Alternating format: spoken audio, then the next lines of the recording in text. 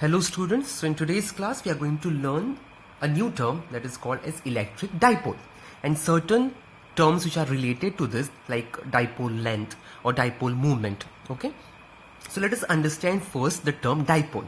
So what is dipole? Okay, di is two poles. Okay, two poles connected together is a dipole. So now what is an electric dipole? So basically understand that electric dipole is nothing but a combination of two charges. There are two charges which are connected together, okay, in pair. They are always in pair. But how these charges should be? These two charges should be equal in magnitude. This is first condition. And the second condition, they should be opposite in sign. That is basically supposing you have your first charge as Q, the other charge should be minus Q. This together can be called as an electric dipole. There are two poles of same magnitude, they are similar but different signs. One is positive, one is negative. Okay, so this is called as an electric dipole. So now supposing if I have one charge as 5 microcoulomb and another charge as minus 2 microcoulomb, can I call it as a dipole? No, I cannot call it as a dipole. One charge is supposing 5 microcoulomb and the other charge is supposing minus 5 microcoulomb, then definitely I can call it as an electric dipole. Similarly, supposing one charge is 2 microcoulomb, another one is minus 2 microcoulomb, I can surely call it as an electric dipole. Now what is this next term, dipole length? Okay, so if you see from this figure here, these two charges which are same in magnitude and opposite in sign are separated by a particular distance. Correct? They are separated by a particular distance. So by convention, this distance is taken as 2a. Okay, this distance between the two charges is taken as 2a and it is called as the dipole length. That is the length of this dipole. Now why it is taken as 2a and not a? Because of the convention. In physics, we take it as 2a. Okay. So now basically supposing I try to take the center of this dipole, it will be somewhere, let's say that this is connected like this. From center to center I'm connecting. From center of this charge to the center of this charge. Let's say this is the center. Okay. So from here to here, this distance is going to be a. And from here to here, this distance is going to be a. This is the dipole length. Okay. Now for example, supposing in a problem you are told that a pair of charges, that is minus 2 microcoulomb and 2 microcoulomb, are separated by a distance of 50 micrometer. Okay, then what is the dipole length? Okay, so in that case your 2a is going to be 50 micrometers. Okay, it's going to be 2a directly. Okay, it won't be a is equal to 50. It won't be like that. 2a you have to directly take as 50. Okay, so this is your electric dipole. I hope you understood. Electric dipole is a pair of two equal and opposite charges separated by a small distance, and that is this pair is called as the electric dipole. Okay, so now can you tell me what is going to be the total charge on an electric dipole? Very simple. One is positive Q, one is negative Q. So plus and minus will cancel. So the total charge on an electric dipole is always 0. Okay, so the total charge of an electric dipole is 0. But if I ask you that what is going to be the net electric field of a dipole, it will not be 0. Okay, you have to remember the total charge is 0, but the total electric field, the net electric field around any point, okay, around this dipole is not going to be 0. So this is all about your electric dipole. Coming to the next topic, that is electric dipole moment. Now what is electric dipole moment? It is nothing but the measure of the strength of the electric dipole. How strong is your electric dipole? Is basically your electric dipole moment.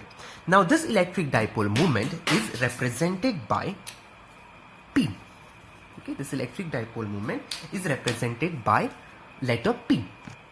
So write it over here, it's represented by letter P.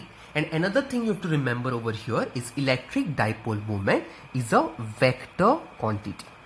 It is a vector quantity. So let me put a arrow on the head of this P.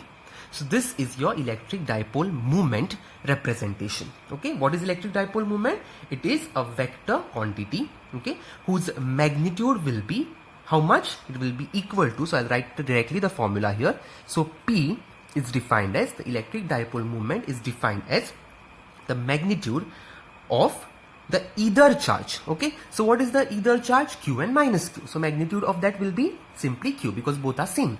Okay, so Q times the separation between the opposite charges. So what is the separation between them? It is 2a. So it will be multiplied by 2a.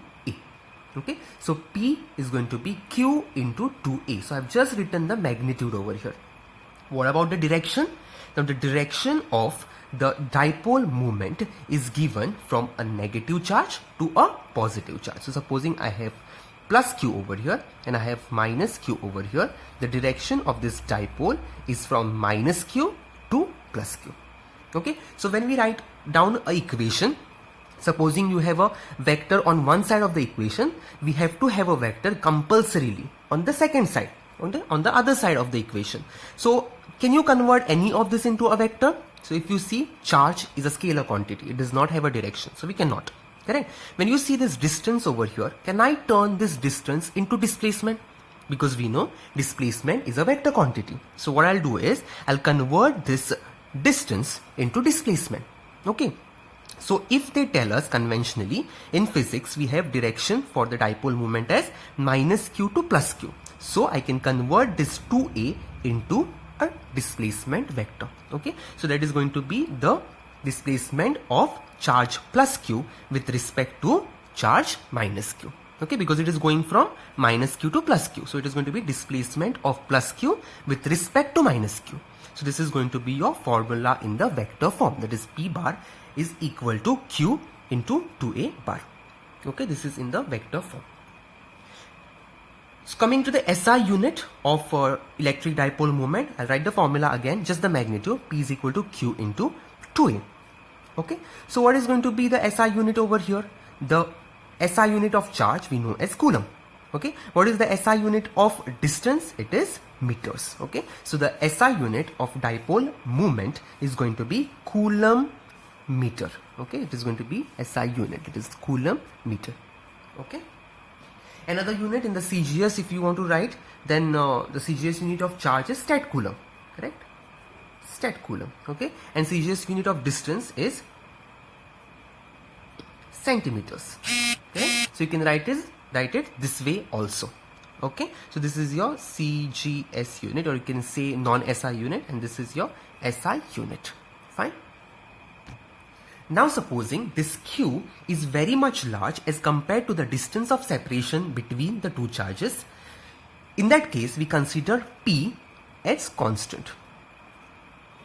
Okay, if Q is very much large as compared to the distance, okay, of separation. The charge is very much large. Actually, you cannot compare this two, but just the magnitudes. Okay, if the charge is very large as compared to the distance between them, okay, we call P as constant, and that dipole is called as the ideal or a point dipole.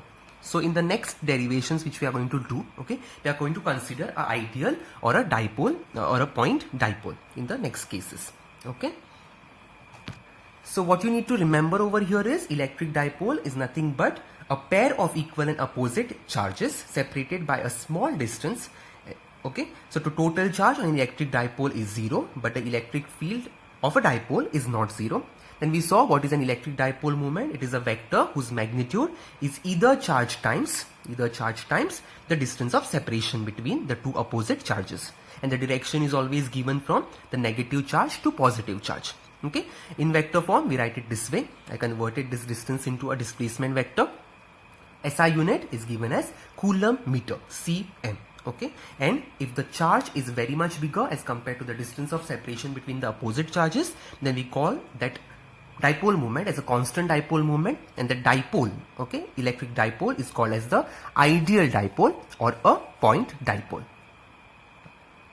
Okay, so now you must be wondering, okay, where do we see this electric dipole practically? Okay, there has to be some physical significance of this electric dipole, right? So that we are going to learn now, physical significance of an electric dipole. Okay, so many of the molecules, for example, H2O molecule, HCl molecule, okay, CO2 molecule, CH4 molecule, okay, this behaves with this particular dipole. Okay, we see this dipole in this particular molecules. Okay, so for instance, let us consider two atoms. Okay, let's consider a hydrogen atom and a chlorine atom. When they combine together, we get HCl, that we know, correct? So let's consider a hydrogen atom. So let's say there is this atom. Okay, this is the nucleus, this is the orbit around which the electron revolves. Okay, there's a chlorine atom, let's consider. Okay, this is the orbit, this is the nucleus again. Okay, so now they combine together to give us HCl. Okay, so basically they have a covalent bond. You must have studied this in chemistry. They have a covalent bond in between. That is, covalent bond is nothing but a shared electron pair, correct? No, so they share a electron with each other. Okay, a pair of electron. So now you must have learned another term in chemistry, that is electronegativity. So what is electronegativity? Electronegativity is nothing but the measure of an atom's ability to attract the shared electrons. Correct? They attract the shared electron. Correct? That is basically called as electronegativity. This shared electron of the covalent bond. So the electronegativity of chlorine is higher than the hydrogen atom. Okay, electronegativity of chlorine is always more than the hydrogen atom. So what will happen is this chlorine will try to attract this pair of electron, that is covalent bond, okay, towards it. So this will shift towards it. Okay, so if I consider this as the center of positive charge and this as a center of negative charge, okay, this will be shifted away. Okay, this will be shifted away while this will be shifted on the other side. Okay, so hence what do we see over here? Then negative charge center and the positive charge center will shift away from each other. That is nothing but it will form a dipole. Okay, they will be separated by a particular distance. And hence we see that the center of positive charge and negative charge do not coincide with each other. Okay, so there is a distance between them and hence therefore they behave like a dipole. And this type of particular molecule, okay, the molecule which is formed by combining two atoms is going to have a particular dipole moment. Okay, so such molecules are called as the polar molecules. Okay, so what you need to remember over here, not the entire theory, what you need to remember here is in certain molecules the center of negative charges and the positive charges do not coincide, and therefore they have a permanent dipole moment. They will have certain dipole moment. Okay, since their centers are the positive charge center and the negative charge center is not coinciding. Okay, they have a permanent electric dipole moment even in the absence of the external electric field. Okay, hence these molecules are called as the polar molecules. Okay, few examples of polar molecules are H2O, HCl, which we just now saw. Okay, now since there are polar molecules, there will be something called as non-polar molecules. So can you guess what is the non-polar molecules now? Obviously you can. How? That is basically supposing the center of positive charge and a negative charge lie at the same place. They coincide with each other. Okay, so therefore in that case they will not have a dipole moment because distance between them is going to be zero. The center of positive charge and a negative charge coincide with each other. They are at one place. Therefore the permanent dipole moment does not exist in that case. Okay, and such type of molecules are called as the non-polar molecules. Okay, so this are going to develop, okay, we will see this in the further chapters. This develop a dipole moment in the presence of electric field. Supposing you apply electric field to that kind of molecule, okay, they will have a dipole moment, but in the absence of electric field they will not have a dipole moment. Dipole moment will be zero in that case. Okay, this you need to. So I hope this electric dipole moment topic or electric dipole or physical significance of dipole is clear to you. Okay, in the next class we are going to learn new derivations. Okay, so I'll see you in the next class.